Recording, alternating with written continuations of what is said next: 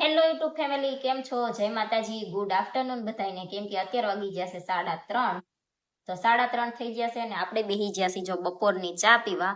અને યતરાજ હજી સૂતો છે. યતરાજને આપણે જગાડવાનો છે કેમ કે 4 વાગે ટ્યુશનમાં જવાનું છે, એટલે આપણે એને હાથ પગ ધોડાઈને તૈયાર કરવાનો છે અને ચા પીવાની છે યતરાજને. તો મેં કીધું પહેલા છે હું ચા પી લઉં અને પછી ભાઈ જગાડવી, એટલે ચા દૂધ પી અને પછી હાથ પગ ધોઈને તૈયાર કરી દેવી, એટલે સ્કૂલ ટ્યુશન જાય ત્યાં અડધો કલાક થઈ જાય. અને પછી છે ને યતરાજને ટ્યુશનમાં મૂકી અને મારે જવું છે બ્રેડ લેવા અને મકાઈ લેવા, કેમ કે સાંજે જમવામાં બનાવવાની છે સેન્ડવીચ. અમારે છે ને સાંજે તો એવું ગમે એવું હોય ને, ચા ભાખરી હોય કે સેન્ડવીચ હોય કે કઈ નાસ્તા જેવું હોય ને, તો સાંજે હાલે. જે રીતના બપોર સરખું જમવા જોઈએ એમ, સાંજે પછી ગમે બનાવી નાખવી ને તો હાલે. એ કહેતા હતા એક દી કે સેન્ડવીચ બનાવજો. હું ડીમાર્ટમાં જઈ હતી, ત્યાંથી ચીઝ લાવી હતી. તે ચીઝ એમનામ પડ્યું છે. તો અમારે શું થાય, ફ્રીજમાં ચારેક છે ને હાથે હાથે બરફ ઓગળવા માંડે, એટલે બરફ બધો ઓગળે તો અંદર ચીઝ પડ્યું હોય એ તે પછી ખરાબ થાય. તે કે બનાવી નાખજે 1-2 દિવસમાં, નહીં ત્યાર પછી કે ખરાબ થઈ જશે એમ. એટલે યતરાજને આપણે ટ્યુશનમાં મૂકીને પછી જવું છે બ્રેડ લેવા અને મકાઈ લેવા. મકાઈ લેતી આવું અને બ્રેડ લેતી આવું, પછી આપણે આવતા રહેશું ઘરે અને પછી બનાવવાનું ચાલુ કરશું. કેમ કે એવી કંઈક વસ્તુ બનાવવાની હોય એટલે વાર લાગે. અને પછી પાછો યતરાજને લેવા જવાનો, ટ્યુશનમાંથી લેવા જવાનો ટાઈમ થઈ જાય. ત્યાં સુધી જેટલું બનશે એટલું બનાવશું આપણે. તો યતરાજને હવે હું જગાડું ચા પી લઉં એટલે, અને પછી એ ભાઈને આપણે મૂકી આવી ટ્યુશનમાં, પછી જ આવી. શાક કંઈક લાવવું હશે તો લેતા આવશું, નહીં ત્યારે મકાઈ બ્રેડ 2 તો લાવવાનું જ છે, તો એ લેતા આવું.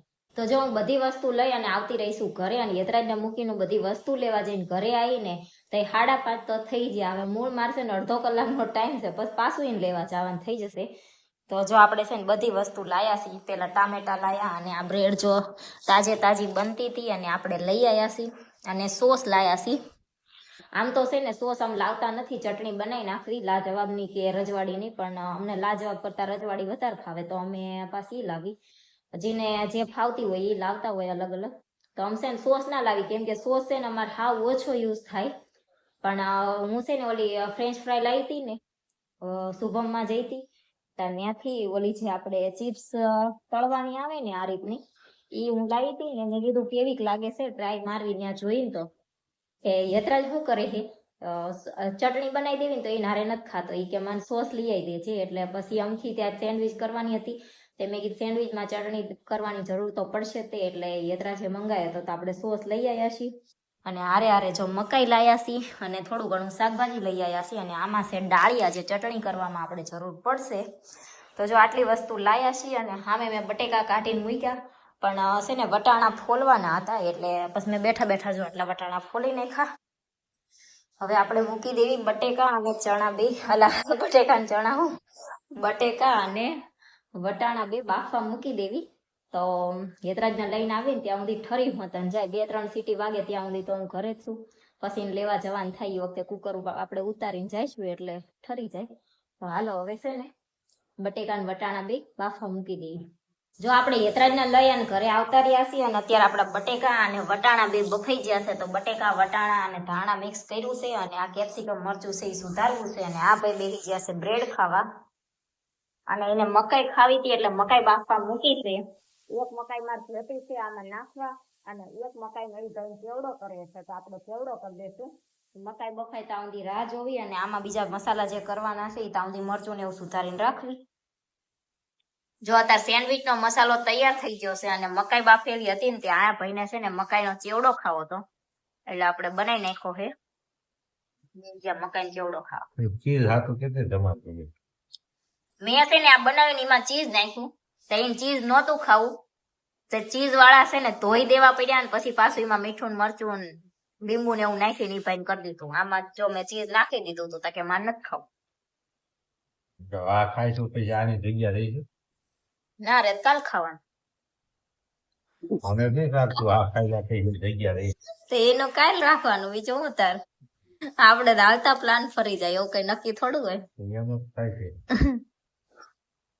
અત્યારે આપણે મકાઈની ભેળ ખાધી ને, એટલે જો બહુ ભૂખ નથી, એટલે છે ને 2-3 કે એમ કંઈક જ બનાવવાની છે. તો અત્યારે હવે છે ને આપણે બીજો વિડીયો તો નહીં ઉતારી, કેમ કે આમાં છે ને જે લાલ ચટણી લીલી ચટણી ની આવે ને એ હજી બનાવવાની બાકી હતી. હું યતરાજને લેવા જતી રહીને આવી, તારે એને મકાઈનો ચેવડો ખાવો તો દીપ બનાવ્યો, ને પછી તારા જયદીપ આવી ગયા. તો આમ ચેવડો ખાધો એટલે બહુ ભૂખ નથી, તે પછી 2-3 જ બનાવી છે. તો 2-3 બનાવી નાખી અને કાલ પછી આપણે આ માવો રહ્યો એ ફ્રીજમાં હમણાં મૂકી દેવી તો કાલ બીજી બનાવી નાખશું બપોર હાલશે ને બપોર માવો ફ્રીજમાં ન મુકાય, નવો બનાવજો. એક દી રાતે મૂકી બપોર ઊંધી તો મુકાય કોઈ ન હોય. હમ. તો પછી કાલ બપોર છે ને આપણે બનાવી નાખશું તો અત્યારે છે ને જો આપણે આ બટેકાનો માવો બનાવી નાખ્યો છે અને ચીઝ છે બટર છે હું પણ પાછી comment આવશે હું કે ફ્રીજમાં માવો ન મુકાય. આ તે આપણે ચા બધી વસ્તુ ખાવી છે આ તો આટલો બધો બનાવ્યો છે ને 2-3 જ બનાવી છે એટલે એમ નહીતર બધા મૂકતા જ હોય પણ આપણે નથી ખાતા એટલે ઠંડુ તું ઈ રેવા દે હાલ વયો જા આ અમાર કારીગર કોઈ જોતો હોય તો લઈ જજો કા અરે કારીગર તો હાલો હવે છે ને આપણે 2-3 એમનામ બનાવી નાખવી ચટણી વગર અને ખાઈ લેવી જો અત્યારે છે ને મારી જયદીપ બે ની વચ્ચે 3 છે ને સેન્ડવીચ બનાવી છે ને આપણે સેન્ડવીચ નું મશીન નથી એટલે એમને લોઢીમાં શેકી નાખી છે જેવી બની છે હારી બની અને આ ભાઈ નથી ખાવી એટલે ઈ છે ને બ્રેડ ને સોસ ને એ રીતના ખાય ખાય છે ને નાટક કરશે. હવે છે ને ચેવડો ખાઈ લીધો છે એટલે નાટક છે બધા તો હાલો હવે ખાઈ લેવી જો અમારી હેતરાજે કઈક બનાવવાનું ચાલુ કર્યું છે શું બનાવે છે હેતરાજ આમનો બનાવ્યો છે. શું બનાવે છે ઢોકળા એવા ઢોકળા હોય